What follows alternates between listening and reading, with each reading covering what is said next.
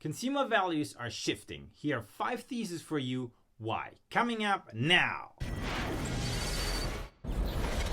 Hi, I'm Oliver and welcome back to the channel AskMeStartup, where we talk about startups, small businesses and the world that surrounds them.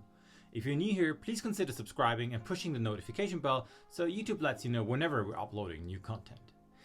Now, the new values of consumers and their shifts towards maybe old, maybe new habits that we've seen and that are expected to come also in the future. Now, we do see a shift in customer mindsets, and that is partly due to the pandemic, but also due to the overall 3 basic principles that are underlying it. Principle number 1 being the deglobalisation, where people are more willing and paying more attention to locally produced goods. America first, for example. Switzerland first. I mean, all of these things, regional first.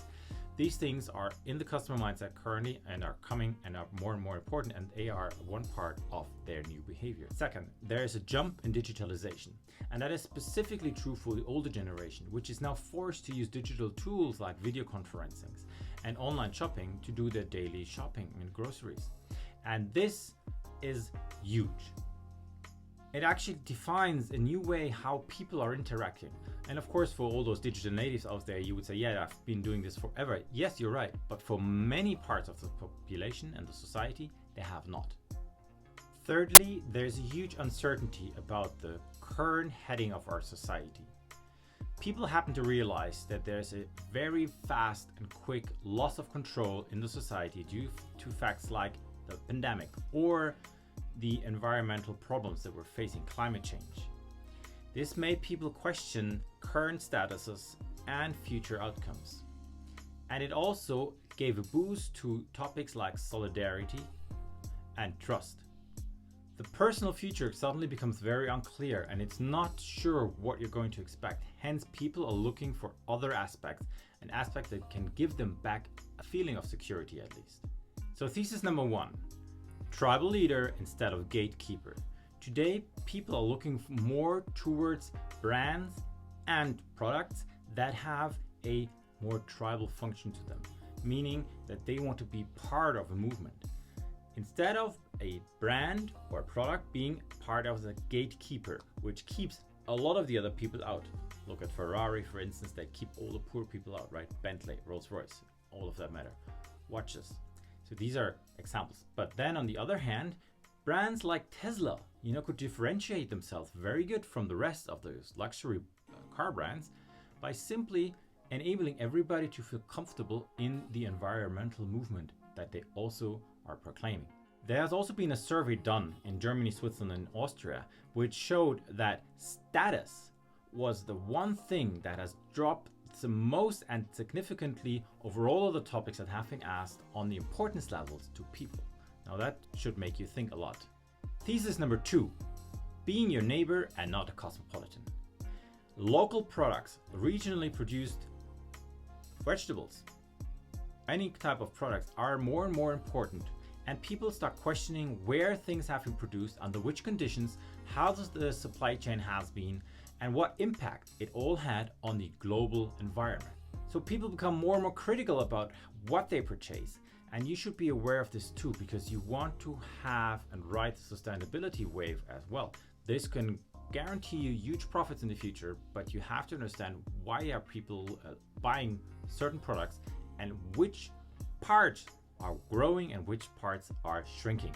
Thesis number 3, I'm your friend and not an icon. Today, customers are requesting a social license to operate from companies, brands, and startups and small businesses. Now, as an example, LVMH, Louis Vuitton, and Moet Hennessy, the big luxury brand. What they did is they manufactured disinfectant instead of perfumes during the beginning of the pandemic, which also made their customers feel good that they had a social responsible company at their hand that they were buying products from. Thesis number 4, be an activist instead of an intermediary. Now, there were times where companies, tried to not position themselves clear left, right, pro-environment, contra-environment, whatever it was, doesn't really matter. Today, customers are asking for your company to take a specific part in the social environment.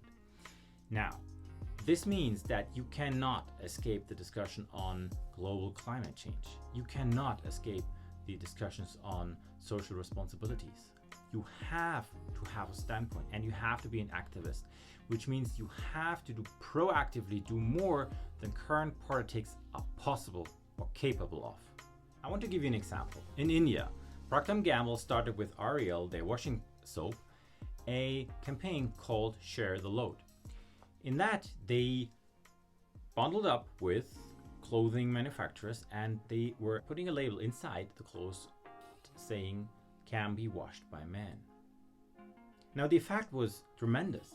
What happened is the revenue of Ariel, the washing soap, exploded by 60% in India, just due to the fact that they are sharing the social responsibility of having more equal rights in India, for instance. Another example is the CEO of Unilever, one of the largest manufacturers besides Nestle of food, said that brands that do not have a purpose are becoming irrelevant for this huge conglomerate. Hence, it tells you that people are really looking for those brands and products that they can relate to and that they like the way they are acting to. And I want to conclude with the statement of the boss of Nike, who said, "It doesn't matter how many people hate you, as long as there are enough people that like you." Thesis number 5, be a spotter instead of best in class. Now, the pandemic has, opened the eyes to the customers and consumers that nothing is perfect and nothing is as it seems. So they do not believe those shiny worlds that brands sometimes try to, surround themselves with, because they know that companies and brands are run by people that can make mistakes. Hence, they value companies more that proactively look into things that might and can go wrong within their own supply chains, for instance. This is very important because then people are more likely to trust you.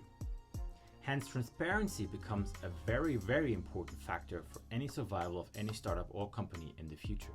And it's already started. So there are companies out there like Patagonia, like Everlane, that have communicated their supply chain, their profit shares, all these details. And suddenly you become, you're able to judge by yourself whether you are trusting this brand and whether you want to buy from them or not, and whether they fit with your personal values.